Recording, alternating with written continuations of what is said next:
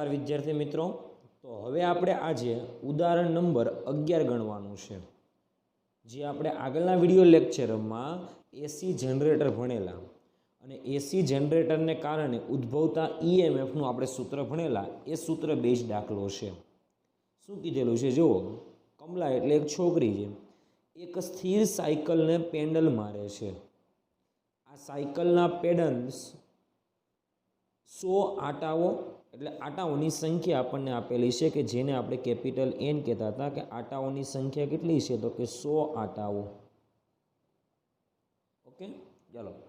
અને 0.10 metre square ક્ષેત્રફળ એટલે ક્ષેત્રફળ આપેલું છે એ બરાબર 0.10 મીટર સ્ક્વેર ઓકે ધરાવતા ગૂંચળા સાથે જોડેલું છે। એટલે આપણને ગૂંચળાના આટાઓની સંખ્યા અને ગૂંચળાનું જે ક્ષેત્રફળ છે તે આપેલું છે। હવે શું કીધેલું છે જો કે આ ગૂંચળું અડધા આટા પ્રતિ સેકન્ડથી ભ્રમણ કરે છે। આનો મતલબ એવો થાય કે અડધો આટો ફરવા માટે એટલે અડધો ચક્ર પૂરું કરવા માટે 1 સેકન્ડ લાગે છે।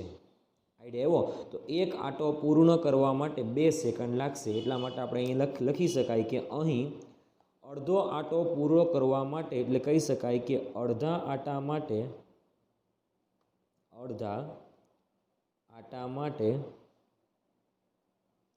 1 સેકન્ડ લાગે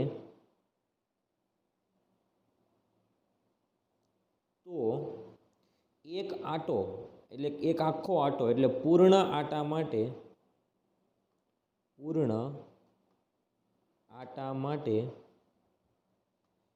2 સેકન્ડ લાગે છે। કેટલી સેકન્ડ લાગે? 2 સેકન્ડ લાગે। તો ટી બરાબર એટલે કહેવાય એક આટો પૂરો કરતા એટલે પૂર્ણ આટો પૂરો કરવા માટે લાગતા સમયને આવર્તકાળ જેટલો સમયગાળો કહેવાય। તો આવર્તકાળ છે 2 સેકન્ડ જેટલો।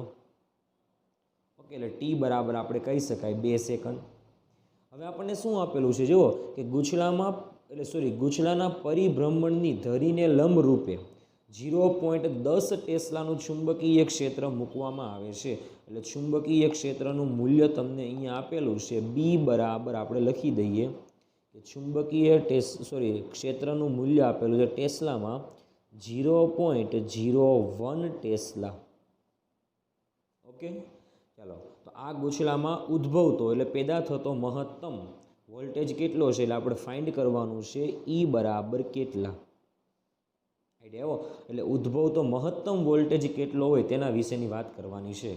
મહત્તમ વોલ્ટેજનું આપણે સૂત્ર આવેલું કાલે કે એસી જનરેટર હોય તો એમાં ઉદ્ભવતા મહત્તમ વોલ્ટેજનું સૂત્ર હતું E maximum is equal to N B A omega, આટલું સૂત્ર હતું મહત્તમ વોલ્ટેજ।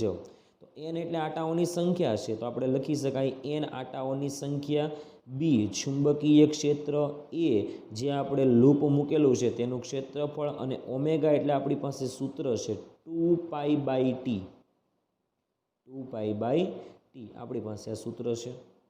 ઓકે, આમાં બધી કિંમત આપણને આપેલી છે, બધી કિંમત મૂકી દઈએ એટલે આપણને જવાબ મળશે ઈ મેક્સિમમ ઇઝ ઇક્વલ ટુ આટાની સંખ્યા આપણને આપેલી છે 100। તો અહીંયા આગળ કહી શકાય આટાની સંખ્યા 100। ચુંબકીય ક્ષેત્ર તમને આપેલું છે 0.01 ટેસ્લા ક્રોસ એ આડક્ષેત્ર અહીંયા આગળ એરિયા ક્ષેત્રફળ આપેલું છે 0.1 ઇન્ટુ 2π, 2 એટલે 2 અને પાઈની વેલ્યુ 3.14 એટલે આપણે કહી શકાય કે 2 ગુણ્યા 3.14 ડિવાઇડેડ બાય ટી એટલે ટાઈમ આપેલો છે 2 સેકન્ડ। તો અહીંયા આગળ લખી શકાય 2 સેકન્ડ। ઓકે, હવે ખાસ ધ્યાનથી જુઓ આ 2 કેન્સલ થઈ ગયા। ઓકે, હવે તમે આખાની ગણતરી કરશો એટલે કહી શકાય કે 100 એટલે 10⁻2 ઘાત અને 0.02 એટલે 10⁻- કેટલી ઘાત કહેવાય? 2 ઘાત કહેવાય। 10⁻2 ઘાત ને 10⁻2 ઘાત આ બંને સામસામે કેન્સલ થઈ જશે, વધશે 0.1 ગુણ્યા 3.14 એટલે જવાબ મળશે 0.314। એકમ આવશે વોલ્ટ। ઓકે, આટલું શું તો કે ઈએમએફ, પણ મહત્તમ ઈએમએફ કે જેને કહેવામાં આવે મહત્તમ વોલ્ટેજ, એસી જનરેટરમાં ઉદ્ભવતો મહત્તમ વોલ્ટેજ EM બરાબર 0.314 વોલ્ટ જેટલો મળે છે. આ છે આપણો જવાબ. આઈડિયા આવ્યો? તો આ હતું આપણું ઉદાહરણ નંબર 11, સૌથી ઇઝી ઉદાહરણ છે. આઈડિયા આવ્યો આ વસ્તુમાં વિદ્યાર્થી મિત્રો? ઓકે, ચાલો હવે આપણે આગળનું ઉદાહરણ જોઈએ. સ્વાધ્યાયનો 6.6 નંબરનો દાખલો સૌથી આઈએમપી ઉદાહરણ છે, સૌથી આઈએમપી દાખલો છે આ પાઠનો. સૌથી આઈએમપી જે પણ આપણે હમણાં કોન્સેપ્ટ ભણી ગયા કે એસી જનરેટરનું જે EMF હતું એનું સૂત્ર જે હતું એના કોન્સેપ્ટ બેઝ દાખલો છે. રકમ પહેલાં આપણે જોઈએ. જુઓ, 8 સેન્ટીમીટર ત્રિજ્યા, એટલે આપણને ત્રિજ્યા આપેલી હોય સ્મોલ r કહી દઈએ કે 8 સેન્ટીમીટર, એટલે એને કહેવાય 8 ગુણ્યા 10⁻² મીટર. ઓકે, આટાઓની સંખ્યા કે જેને કહેવાય કેપિટલ N બરાબર કેટલા આટાઓ છે? તો કે 20 આટાઓ છે. તો આટાઓની સંખ્યા છે 20. ચાલો, ઉધ્વ વ્યાસને અનુલક્ષીને 3 ગુણ્યા 10⁻² ટેસ્લા ના મૂલ્યનું એક સમાન સમક્ષિતિજ ચુંબકીય ક્ષેત્ર, એટલે ચુંબકીય ક્ષેત્રનું મૂલ્ય આપેલું છે B બરાબર, ધ્યાનથી જુઓ, 3 ગુણ્યા 10⁻² ટેસ્લા જેટલું ક્ષેત્ર આપેલું છે. અને આ ક્ષેત્રમાં અહીંયા આગળ જે વર્તુળાકાર 20 આટાવાળું ગૂંચળું જે છે ને એને આટલા કોણીય વેગથી, એટલે કોણીય ઝડપથી ફેરવવામાં આવે છે. એટલે કોણીય ઝડપ આપેલી છે આપણને ઓમેગા બરાબર 50, એકમ આવશે રેડિયન પર સેકન્ડ. ઓકે, ફેરવવામાં આવે છે. તો આ ગૂંચળામાં મહત્તમ પ્રેરિત અને સરેરાશ EMF બે વસ્તુ આપણે મેળવવાનું છે, એક મહત્તમ EMF અને એક સરેરાશ EMF. આઈડિયા એવો આ વસ્તુમાં. અને આપણને કીધેલું છે કે આ ગૂંચળા 10 ઓહમનો અવરોધનો એક બંધ ગાળો છે. એટલે આ ગૂંચળું જે છે એનો અવરોધ તમને આપેલો છે કેપિટલ R બરાબર 10 ઓહમનો અવરોધ આપેલો છે. કેટલો અવરોધ આપેલો છે? 10 ઓહમનો અવરોધ આપેલો છે. તો તેમાંથી નીકળતા પ્રવાહના મૂલ્યની પણ ગણતરી કરવાની છે. એટલે ઇન શોર્ટ આપણે આ દાખલામાં 3 વસ્તુ મેળવવાની છે. મહત્તમ EMF એટલે E મેક્સિમમ કેટલું થાય તે મેળવવાનું છે. બીજું, સરેરાશ EMF એટલે એને કહેવામાં આવે EMFની એવરેજ. આઈડિયા એવો, આટલા પરિભ્રમણથી જો આટલા કોણીય ઝડપથી જો આને પરિભ્રમણ કરાવવામાં આવે છે તો દરેક વખતે જે EMF મળે છે એ EMFની શું મેળવવાની છે? સરેરાશ. મહત્તમ તો મળી જશે આપણને, પણ સરેરાશ પણ મેળવવાની છે. એટલે સરેરાશ EMF પણ આપણે મેળવવાની છે. અને ત્રીજી વસ્તુ મેળવવાનું છે કે પ્રવાહનું મહત્તમ મૂલ્ય, કે મહત્તમ મૂલ્ય કેટલું છે તે. એટલા માટે આપણે કહી શકાય કે I મેક્સિમમ પણ મેળવવાનો છે. એટલે આપણે કહી શકાય I મેક્સિમમ કેટલો છે તે પણ આપણે મેળવવાનો છે. આઈડિયા એવો. અને બીજી વસ્તુ છેલ્લે આપણને કીધેલું છે, જો અહીંયા આગળ, કે જૂલ હીટિંગને કારણે શક્તિ વ્યય, એટલે એને કહેવામાં આવે પાવર લોસ કેટલો થાય છે તે મેળવવાનો છે. કારણ કે અવરોધ છે, પ્રવાહ પસાર થાય છે એટલે પાવર તો ઉત્પન્ન થશે, એટલે પાવર તો વ્યય થશે. એટલે વ્યય પામતો શું મેળવવાનો છે? પાવર મેળવવાનો છે. એટલે આપણે આટલી બધી વસ્તુ આમાં મેળવવાની છે. આઈડિયા એવો આ વસ્તુમાં કે વ્યય થતો પાવર મેળવવાનો, બીજી વસ્તુ મહત્તમ EMF મેળવવાની, પછી એવરેજ વેલ્યુ અને મહત્તમ પાવર મેળવવાનો છે. આમાંથી સૌ પ્રથમ આપણે પહેલાં મહત્તમ EMF મેળવી લઈએ. સૌથી ઇઝી રીતે મળશે. હમણાં આપણે કીધેલું તે પ્રમાણે મહત્તમ EMF મેળવવું છે તો એના માટેનું આપણી પાસે સૂત્ર છે મહત્તમ EMF મેળવવાનું. E બરાબર, પણ E મેક્સિમમ કહીએ છીએ આપણે. આપણી પાસે E મેક્સિમમનું સૂત્ર છે. કયું સૂત્ર છે? તો કે NB A ઓમેગા. આવું સૂત્ર છે આપણી પાસે મહત્તમ EMFનું. આપણે બધી વસ્તુ આપેલી છે. જો ધ્યાનથી તમે અહીંયા આગળ N આટાઓની સંખ્યા આપેલી છે 20 આટાઓ. તો 20 લખી દઈએ. ક્ષેત્ર તમને આપેલું છે 3 ગુણ્યા 10⁻² ટેસ્લા. ક્ષેત્રફળ આપેલું છે એ બરાબર કેટલું આપેલું છે? πr² પરથી મળી શકે. તો પાઈની વેલ્યુ આપણને અહીંયા આગળ આપણે પહેલાં કિંમત લખી દઈએ. NB A એટલે કહીએ પાઈ અને r² એટલે NB A થઈ ગયું, ઇન્ટુ શું આવી ગયું? ઓમેગા. ચલો, પાઈની વેલ્યુ કેટલી છે? તો કે 3.14. ત્રિજ્યા કેટલી છે? ખાસ ધ્યાનથી તમે જુઓ. ત્રિજ્યા તમને અહીંયા આગળ આપણે આપેલી છે. ત્રિજ્યા આપણે આપેલી છે r બરાબર 8 ગુણ્યા 10⁻². એનો સ્ક્વેર કરીએ એટલે 8નો વર્ગ આવશે 66. ગુણ્યા 10⁻²નો વર્ગ આવશે 10⁻4 ઘાત। આઈડિયા આવ્યો। અને ઓમેગાની વેલ્યુ તમને આપેલી છે, ઓમેગાની વેલ્યુ છે, ધ્યાનથી જુઓ અહીંયા આગળ 50, તો અહીંયા આગળ લખી શકાય કે ગુણ્યા 50। આઈડિયા આવ્યો આ વસ્તુમાં? ઓકે, આ બધી વેલ્યુ તમને આપેલી છે એટલે આ બધાની ગણતરી કરશો એટલે તમને ઈ મેક્સિમમ મળશે। ખાસ ધ્યાનથી જોજો, તમને ઈ મેક્સિમમ આ બધાની ગણતરી કરશો એટલે ઈ મેક્સિમમ તમને મળશે 0.603ની આજુબાજુ કંઈક જવાબ મળશે। ઈએમએફનો એકમ આવશે વોલ્ટ। તો આપણને મળી ગયું મહત્તમ ઈએમએફ। કેવું ઈએમએફ? મહત્તમ ઈએમએફ। આઈડિયા આવ્યો આ વસ્તુમાં વિદ્યાર્થી મિત્રો? ઓકે, ચલો યાદ રાખવાનું છે કે ઉદ્ભવતું મહત્તમ ઈએમએફ। આઈડિયા આવ્યો આ વસ્તુમાં? આને કહેવામાં આવે મહત્તમ ઈએમએફ। ચાલો, આપણને ઈએમએફ મળી ગયો મહત્તમ। ચાલો, મહત્તમ પ્રવાહ મેળવવાનો છે તો આપણી પાસે ડાયરેક્ટ સૂત્ર જ છે, પ્રવાહ I બરાબર ઓહમ્સના નિયમ પ્રમાણે આપણે શું કહી શકાય? તો ઓહમના નિયમ પ્રમાણે આપણે અહીંયા આગળ લખી શકાય કે ઓહમના નિયમ પરથી મહત્તમ પ્રવાહ કે જેને કહેવામાં આવે I મેક્સિમમ, તો મહત્તમ પ્રવાહ વોલ્ટેજ ભાગ્યા અવરોધ, પણ મહત્તમ voltage E maximum divided by અવરોધ એટલે એને કહેવામાં આવે R। ઈ મેક્સિમમની વેલ્યુ તમને અહીંયા આગળ આપેલી છે 0.603 ડિવાઇડેડ બાય, તમે અહીંયા આગળ R કરશો એટલે Rની વેલ્યુ તમને આપેલી છે 10, તો 0.603 ભાગ્યા તમે 10 કરશો એટલે તમને જવાબ શું મળશે? તો કે I મેક્સિમમ બરાબર 0.0603 એમ્પિયર।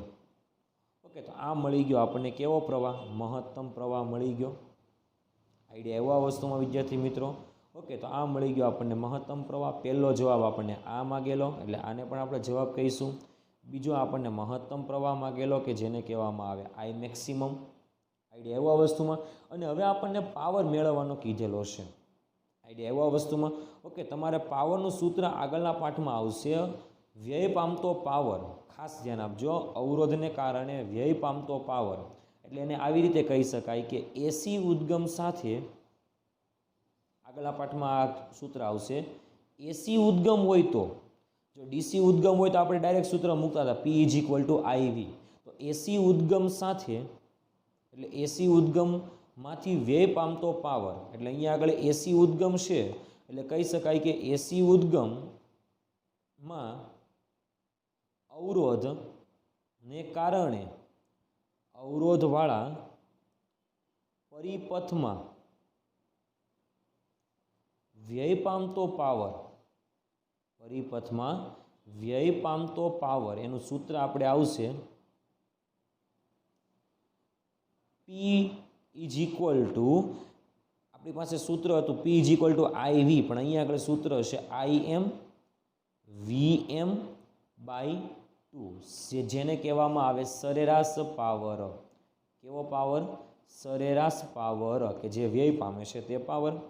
ઓકે, IMની કિંમત આપણી પાસે છે 0.0603 ક્રોસ V મેક્સિમમની કિંમત આપણને હમણાં મળેલી 0.603। આઈડિયા આવ્યો? એટલે આપણે આની ગણતરી ખાલી કરવાની છે 0.0603 ક્રોસ 0.603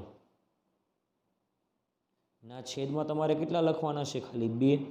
તો આ બધાની ગણતરી કરશો તો આપણને જવાબ મળશે પાવર 0.018 વોટ, કારણ કે પાવરનો એકમ કયો છે? વોટ। તો અહીંયા આગળ આપણને શું મળશે? મહત્તમ પાવર, સરેરાશ પાવર મળશે। આઈડિયા આવ્યો? કે જે આપણને જે પ્રશ્ન પૂછેલો છે ને એ પાવર મળે છે। આઈડિયા આવ્યો આ વસ્તુમાં વિદ્યાર્થી મિત્રો? ઓકે, ચાલો, આપણે 3 વસ્તુ મળી ગઈ છે। મહત્તમ ઈએમએફ મળી ગયો અહીંયાથી, બીજી વસ્તુ મહત્તમ પ્રવાહ મળી ગયો, અને ત્રીજી વસ્તુ વ્યય પામતો પાવર મળી ગયો। હજુ આપણને સાથે સાથે તમે ધ્યાનથી જુઓ, અહીંયા આગળ આપણને શું મેળવવાનું કીધેલું હતું કે ઈ એવરેજ એટલે સરેરાશ આપણને ઈએમએફ પણ મેળવવાનું કીધેલું હતું। તમે ધ્યાનથી અહીંયા જુઓ કે સરેરાશ ઈએમએફ મેળવવાનું કીધેલું છે। ઓકે, જુઓ અહીંયા આગળ આ વસ્તુ, આના માટે સૌથી મોસ્ટ આઈએમપી, હવે અહીંયા આગળ જે આપણે વાત કરવાની છે એ હવે શરૂઆત થાય છે. આ દાખલામાં સૌથી અગત્યનો ટોપિક જે છે ને એ આ છે, સૌથી આઈએમપી ટોપિક આ છે, સમજવા જેવો ટોપિક છે, એટલે બરાબર તમે ધ્યાનથી જોજો. એવરેજ મેળવવાની છે આપણે. એવરેજ એટલે આપણે કીધેલું કે જ્યારે એસી જનરેટર હોય, એસી જનરેટરમાં લૂપ પરિભ્રમણ કરે છે, ત્યારે માની લઈએ કે આપણે 0 સમયેથી પરિભ્રમણ કરે છે, અને 0થી જો માની લો કે t બરાબર 0 સમયે, એમાં આપણે શરૂઆતથી વાત કરેલી કે t બરાબર 0 સમયે આપણે અહીંયા આગળ કહીએ કે એવરેજ માટે, એટલે સરેરાશ વોલ્ટેજ માટે, એટલે આપણે કહી શકાય કે એવરેજ માટે આપણે અહીંયા આગળ વાત કરવાની છે. એટલા માટે લખી દઈએ અહીંયા આગળ એવરેજ માટે. સૌથી આઈએમપી પોર્શન છે. આપણે વાત કરેલી કે જ્યારે એસી જનરેટર હોય, એ એસી જનરેટરમાં ટી બરાબર 0 સમયે, એટલે શરૂઆતમાં આપણે કહીએ કે ટી બરાબર 0 સમયે, ટી બરાબર 0 સમયે બી એટલે ચુંબકીય ક્ષેત્ર અને ક્ષેત્રફળ સદિશ વચ્ચેનો ખૂણો 0 હોય તો આપણે કહીએ છીએ કે તે બંને એકબીજાને કેવા છે? સમાંતર છે. ટી બરાબર 0 સમયે બી અને એ એકબીજાને સમાંતર હોય તો આપણે કહેતા હતા થીટા ઇઝ ઇક્વલ ટુ કેટલા થાય? 0. થીટા ઇઝ ઇક્વલ ટુ 0 એટલે આપણી પાસે સૂત્ર હતું ઈ બરાબર N B A omega sine theta. તો અહીંયા આગળ થીટા 0 છે તો સાઇન 0 એ વેલ્યુ કેટલી મળે? 0 મળે. એટલા માટે આપણે કહી શકાય કે ઈ ઇઝ ઇક્વલ ટુ કેટલા છે? 0. ઓકે, આપણે આવો આગળના વિડીયો લેક્ચરમાં ગ્રાફ દોરેલો ત્યારે આપણે આ બધી વાત કરેલી. હવે જો આપણે થીટાને 90 અંશનું ભ્રમણ કરી દઈએ, એટલા માટે કહી શકાય કે જો 90 અંશ જેટલું ગૂંચળાનું પરિભ્રમણ કરવામાં આવે, ગૂંચળાનું પરિભ્રમણ કરવામાં આવે, આઈડિયા એવા વસ્તુમાં, તો આપણે કહી શકાય કે થીટા ઇઝ ઇક્વલ ટુ કેટલા થશે? 90 થશે. ઓકે, કેટલો સમય થશે? તો કે અહીંયા આગળ t1 બરાબર 0 સેકન્ડ હતા, તો અહીંયા આગળ થશે t2 બરાબર કેટલા સમયમાં? તો કે t/4 જેટલા સમયમાં. આઈડિયા એવો આ વસ્તુમાં 0 સમય હોય ને પછી t/4 જેટલો તમે સમયગાળો લઈ લો એટલે 90 જેટલું પરિભ્રમણ થાય ત્યારે EMF કેવું મળે? મેક્સિમમ મળે, કે જેને કહેવામાં આવે EM, કે જેની વેલ્યુ આપણી પાસે છે E is equal two plus NB A omega, NB A omega. Okay, એટલે અહીંયા કહી શકાય કે અહીંયા આગળ t1 સમયે, અહીંયા આગળ t2 સમયે મળતું EMF E2 છે. હવે ખાસ તમે ધ્યાનથી જોજો, આવું ને આવું જો આપણે હજુ 90 અંશનું ભ્રમણ કરાવીએ તો ત્રીજો પોર્શન આવે આપણો, ત્રીજો ટોપિક શું આવે? તો કે 90 અંશનું ભ્રમણ હજુ કરાવીએ, ત્યારબાદ ફરીવાર 90 અંશ જેટલું ભ્રમણ કરતા, એટલે ફરીવાર 90 અંશ જેટલું પરિભ્રમણ જો આપણે કરીએ,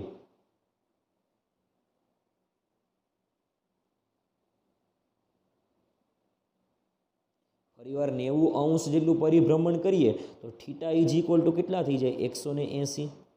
થીટા 180 થાય એટલે ઈ કેટલા મળશે? ફરીવાર 0, એટલે ત્રીજી વાર મળે તેને કહેવામાં આવે E3 ઇઝ ઇક્વલ ટુ કેટલા? 0. આઈડિયા એવો આ વસ્તુમાં. ઓકે, ચાલો તો અહીંયા આગળ સમયગાળો જે છે એ સમયગાળો કેટલો થઈ ગયો હશે? t બરાબર, એટલે t3 બરાબર કેપિટલ T/2 જેટલો સમયગાળો થઈ ગયો હશે. આઈડિયા એવો આ વસ્તુમાં વિદ્યાર્થી મિત્રો. ઓકે, હવે સેમ આપણે હજુ આગળ વાત કરવાની છે કે હજુ 90 અંશનું ભ્રમણ કરાવીએ ત્યારબાદ. ઓકે, એટલે આપણે ફરીવાર લખી શકાય કે ત્યારબાદ ફરીવાર 90 અંશનું ભ્રમણ કરાવીએ, ત્યારબાદ 90 અંશ જેટલું ભ્રમણ થાય, ભ્રમણ કરીએ ત્યારે આઈડિયા એવો શું થાય? તો કે થીટા ઇઝ ઇક્વલ ટુ 270. તો આપણે કહી શકાય કે ટાઈમ કેટલો થાય? તો કે t4 ઇઝ ઇક્વલ ટુ કેટલા આવશે? 3t/4 જેટલો ટાઈમ થશે. ઓકે, તો એના માટે આપણે કહીએ તે પ્રમાણે E4 જે મળશે એ 270 એ વેલ્યુ, સાઇન 270 એ વેલ્યુ થશે -1, એટલે માઇનસ જવાબ મળશે NB એ ઓમેગા.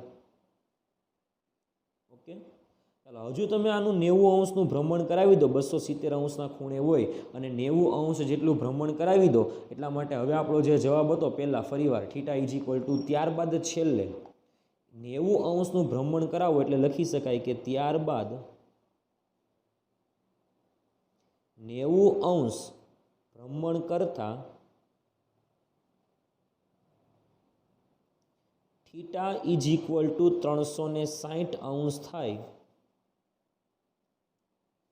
એટલે કે મૂળ અવસ્થામાં આવી જાય. આઈડિયા એવા વસ્તુમાં એટલે કે લૂપ જે છે, ગૂંચળું જે છે, શરૂઆતની અવસ્થામાં આવી જાય છે. શરૂઆતની અવસ્થામાં આવે. તેથી શરૂઆતની અવસ્થામાં આવે છે, તેથી આપણે શું કહી શકાય છે? તેથી આપણે કહી શકાય છે કે લૂપનું એક પરિભ્રમણ થઈ ગયું છે. એટલા માટે કહી શકાય કે તેથી લૂપનું એક ભ્રમણ થઈ ગયું છે. એટલે લૂપનું એક ભ્રમણ થાય છે. આઈડિયા એવો. અને લૂપનું એક ભ્રમણ થઈ જાય એટલા માટે આપણે કહી શકાય કે અહીંયા આગળ જે એક રાઉન્ડ પૂરો થયો છે એના માટે આપણે ઈએમએફઓની સરેરાશ હવે લેવાની છે. આઈડિયા એવો આ વસ્તુમાં. ઓકે, એટલા માટે આપણે લાસ્ટમાં કહી શકાય કે અંતિમ જે ઈએમએફ છે ને E5 કહીએ તો આપણે કહી શકાય કે ફરીવાર જવાબ કેટલો મળે? 0 મળે. કારણ કે ખૂણો કેટલો થઈ ગયો? 0 કયો તો પણ અને 360 કયો તો પણ, એટલે જવાબ કેટલો મળશે? ફરીવાર છેલ્લે ઈએમએફ કેટલું મળશે? 0 મળશે. હવે આપણે આ બધા ઈએમએફઓને શું લઈ લેવાની છે? સરેરાશ.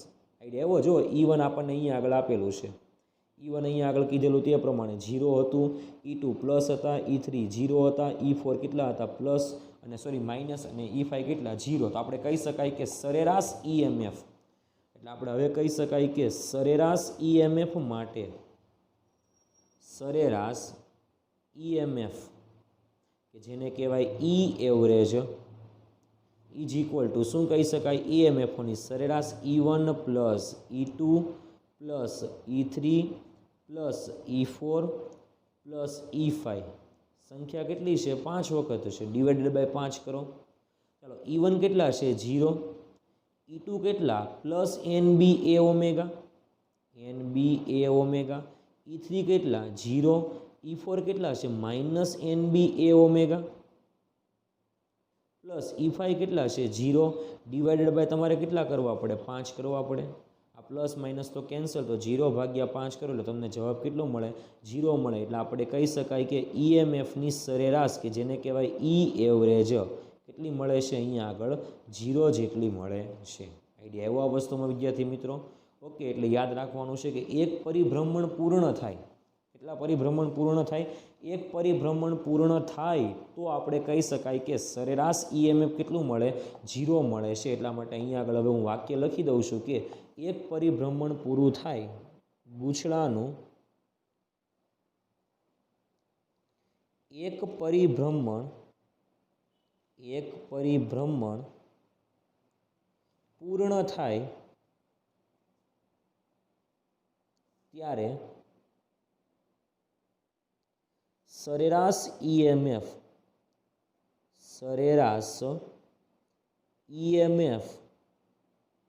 એટલે કહેવામાં આવે સરેરાશ વોલ્ટેજ કેટલો મળે? તો કે 0 મળે છે.